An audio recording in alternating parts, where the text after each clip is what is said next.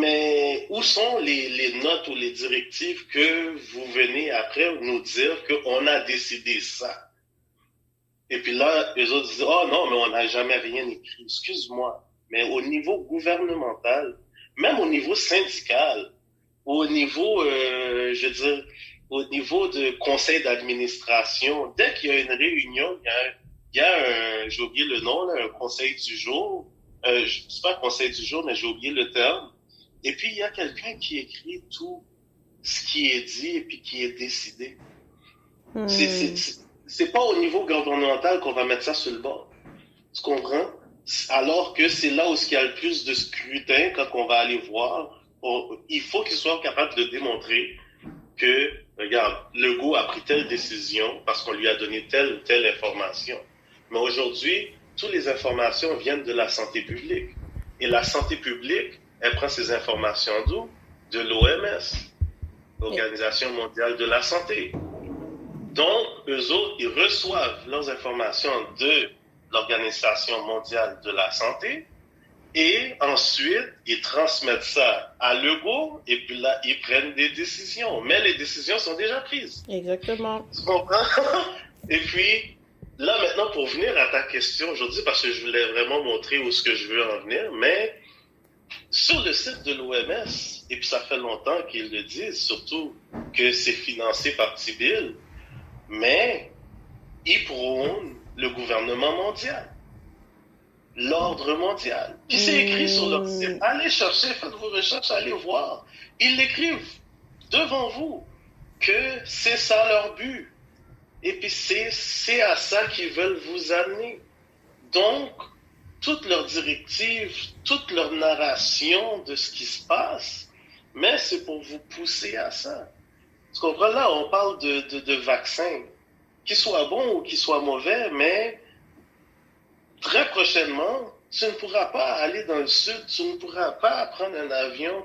Peut-être même tu ne pourras même pas passer la frontière, aller à New York ou Plattsburgh sans avoir pris le vaccin. Tu comprends? C'est là où ce qu'on s'en va et c'est ça qui fait peur. C'est que là, maintenant, tu n'as plus de libre choix. Tu dois suivre les directives qui te sont données pour pouvoir vivre ou sinon, mais tu vas être tassé de côté. C'est Et pour puis, ça en qu'ils partie, brisent les petites moyennes entreprises. Excuse-moi de t'interrompre, t'apportes un bon point. C'est la raison pourquoi qu'ils brisent les petites moyennes entreprises, parce que les petites moyennes entreprises ils ne reçoivent pas les fonds de Tibil pour instaurer cette nouvelle de technologie de scanner les gens pour rentrer dans des magasins ou des choses comme ça, s'asseoir, puis tout, faire des paiements. Fait que les petites moyennes entreprises sont exclues à cause de l'implantation de ce nouveau système. Puis ce nouveau système. système-là, en tant que tel, va rester une corporative. Ça va être une corporative qui va avoir plusieurs industries, qui va manger les petites industries, Industrie. ou ils vont acheter les petites industries de manière qu'ils vont pas pouvoir parler quoi que ce soit, ils vont acheter leur silence. Oui, mais c'est la même façon de la crise de 1929, la Grande Dépression. Je veux dire, les banques qui donnaient des prêts à tout le monde. Je veux dire, pour avoir un prêt de 100 000, tu avais besoin juste de 1 000 dollars. Sauf que dans la clause, c'était écrit qu'à tout moment, ces banques-là peuvent te demander le 100 000 au complet. Fait que tout le monde avait 1 000 dollars à aller chercher son prêt de 100 000 dollars. Puis la crise de 1929, mais elle a été occasionnée parce que là, les banques ont toutes revoulu avoir leur argent. Donc, il y a eu tellement de suicides. Je veux dire, les gens ont tout perdu. Et puis, toutes les banques se sont rapatriées, tout ça. Toutes les commerces, tous les édifices, je veux dire, l'économie se sont rapatriée, l'économie comme ça, puis ils sont devenus encore plus riches du jour au lendemain parce qu'ils l'ont créé. Ils ont créé cette dépression. De la même façon qu'aujourd'hui, tu vois, aujourd'hui, on est dans la pandémie, Hmm. mais puis je le disais toujours avant, je disais, regarde, pendant que tous les marchés sont en train de monter, puis que ça va bien, je veux dire, avant la pandémie, si on recule 2 ans, tout allait bien. La seule fois que ça allait mal, c'est quand c'était l'élection de Trump. C'est-à-dire, avant l'élection de Trump, il y avait des incertitudes. Il y avait des incertitudes sur les marchés boursiers. Ils ne savaient pas qui allait rentrer. Fait que là, ça fluctuait. Le pétrole montait. Je veux dire, c'est pas très loin, mais on dirait que les gens ont oublié. OK? Et puis, ils avaient fait des prédictions en disant que dès que Trump va rentrer au pouvoir, il va détruire l'économie. Et puis, là, on va tomber en grande dépression. Mais malheureusement pour eux, Trump, avec le travail qu'il a fait, l'économie a commencé à fluctuer encore plus que qu'est-ce qu'elle faisait sous Obama. Donc, là, leur narration de la Grande Dépression ne fonctionnait pas, mais ils ont besoin d'une Grande Dépression parce que ça amène comment on appelle ça? Ça amène les guerres, ça amène toute la manipulation sociale, toute la manipulation économique. Je veux dire, c'est ça qui fait que le monde change. C'est ces grandes dépressions-là. On passe d'une façon de vivre à une autre. Tu sais, la Première Guerre mondiale, ça a changé. La Deuxième Guerre mondiale, ça a changé. Là, maintenant, ils essayaient de le vendre à tout le monde que ça va changer. Il faut que ça change. Parce que le modèle économique présentement est désuet. Quand je dis désuet, c'est pas qu'il ne fonctionne pas. C'est que maintenant, ils veulent aller à quelque chose d'autre. Et puis ça, on le dit, puis ça se passe même présentement, c'est que on veut aller dans le virtuel. Quand je dis le virtuel, c'est que on veut plus avoir de l'argent papier.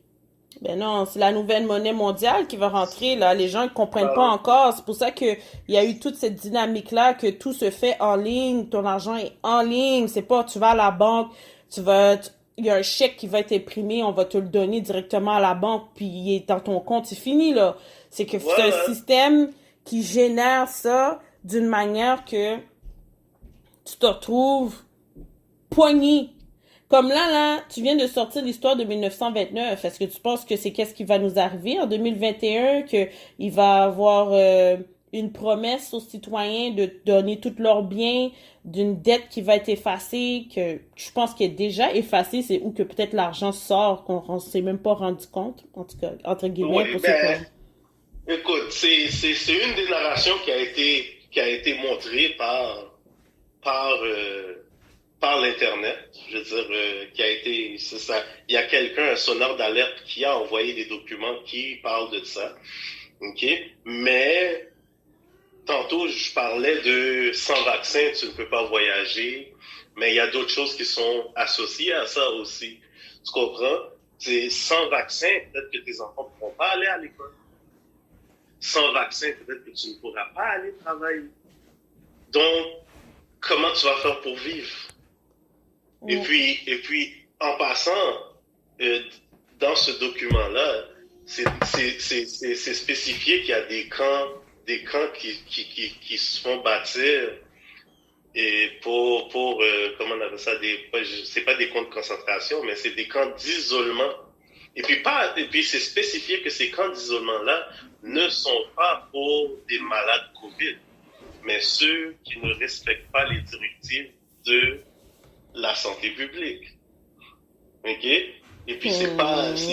Donc, et puis, ça, si n'importe qui peut faire les recherches, ça a même passé dans les médias, c'est que les gouvernements, surtout le gouvernement du Canada, puis ça fait longtemps qu'on dit ça du gouvernement américain, c'est que expressément maintenant, ils commencent à construire des camps d'isolement. Tu comprends? Ils les construisent présentement, mais ça fait pas les nouvelles parce qu'on est occupé avec la COVID. Donc, il y a des choses qui se passent, mais on n'est pas au courant. Et puis, mais on est au courant, ils nous le disent en pleine face, mais on ne porte pas attention. Pourquoi? Parce qu'on est occupé avec leur narration de la pandémie, telle affaire. Je veux dire, à chaque jour, au début, c'était il ne faut pas porter de masque, 1 mètre de distance. Là, maintenant, c'est porter un masque, 2 mètres de distance. Peut-être que dans 2-3 mois, ça va être 3 mètres de distance. Tu comprends? Mais ils veulent nous contrôler et ils nous contrôlent déjà. Et puis, ce qui va se passer, moi, ce que je trouve qui va se passer, c'est qu'on va perdre toutes nos libertés. On perd toutes nos libertés. Et puis, on est rendu comme du bétail. Tu sais, les grosses fermes, là, avec toutes les chèvres ou les vaches d'élevage pour la viande. Mais on est rendu comme ça maintenant. Surtout avec le télétravail. Tu sais, le télétravail, maintenant, c'est tout le monde reste à la maison, fait ce qu'ils ont à faire pour la société, et puis on dit que tu ne peux pas sortir. Incarcération mentale. Tu es un prisonnier à libération conditionnelle. Conditionnelle, c'est ça. Fait que tant que tu fais ton travail, t'es correct. Mais la minute que tu le fais pas, là maintenant, tu as un problème. Puis si on va plus loin avec le gouvernement mondial, qui surtout l'économie mondiale, comment ils nous la présentent, c'est que maintenant que tu n'as plus rien de concret dans tes poches, comme de l'argent, mais un système informatique, toi, t'es numéro 0, 1, 2, 3, mais tu fais pas mon affaire, tu ne suis pas les directives, mais le numéro 1, 2, 3 est désactivé. Et puis maintenant, essaye de l'activer, toi. Essaye d'aller revendiquer que tu avais ce numéro 1, 2, 3. Ils peuvent te désactiver comme si tu n'avais jamais vécu, tu n'avais jamais de bien, tu n'avais jamais rien fait sur cette planète, et puis que tu es devenu un inconnu. C'est là le danger.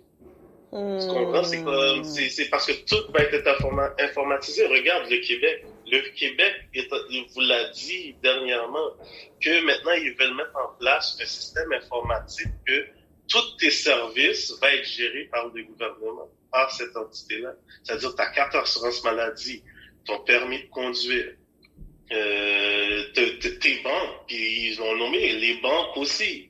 Je veux dire, fait que ce système-là, là, si le gouvernement du Québec décide, regarde, t'existes plus, mais t'existes plus. Où tu vas aller chercher ton permis de conduire pour pouvoir conduire?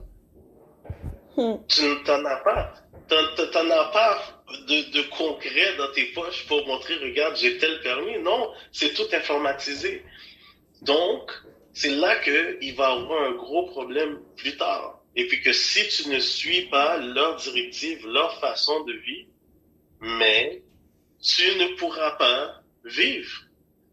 Parce que soit tu vas mourir de faim, ou soit, si tu as un gros problème pour eux, ben, on peut te faire disparaître, ça va même pas apparaître, parce que tout est informatisé. Donc là, tu expliques l'histoire, l'histoire. Tu viens d'expliquer l'histoire, comment que certaines informations ont été effacées, falsifiées, ou qui sont cachées, parce que eux, ils savent comment, qui, pourquoi, et telle façon certaines choses ont été faites. Tu viens très bien d'expliquer que on regresse exactement au temps de l'esclavage, malgré qu'il y a la technologie aujourd'hui. Il n'y a rien qui dit qu'avant, la technologie n'était pas comme ça. On n'était pas là avant, right? Fait que les histoires qu'on lit, les histoires qu'on apprend, on écoute, qu'on nous donne à l'école, entre guillemets, il n'y a rien qui dit que c'est la pure vérité. C'est du pure brainwash. Donc, ça fait en sorte qu'on risque de regresser 100 ans, 300 ou même peut-être 1000 ans en arrière pour recommencer l'histoire avec la nouvelle main qui va gérer le monde pour les prochains 100 ans. Et puis, c'est ça qui fait peur. Je veux dire, on n'aura plus notre indépendance sociale ou personnelle. On n'aura plus...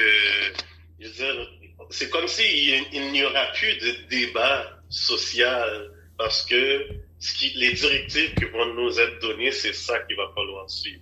Je veux dire, si du jour au lendemain, on dit que telle chose est acceptée, mais tu n'as pas le choix, il faut que tu l'acceptes. Et puis, je veux dire, tu vas pas dans la narration, tu peux formuler ton désagrément, mais tu vas être censuré. Comme aujourd'hui, on le vit très bien, puis les gens qui savent, ils savent, dès que tu suis pas la narration, mais t'es censuré. Menace. C'est ça, une menace, donc on te censure. on t'envoie on t'envoie des petits signes. C'est-à-dire, la première, tu sais, comme on va prendre Facebook. Facebook, on va dire, OK, ben,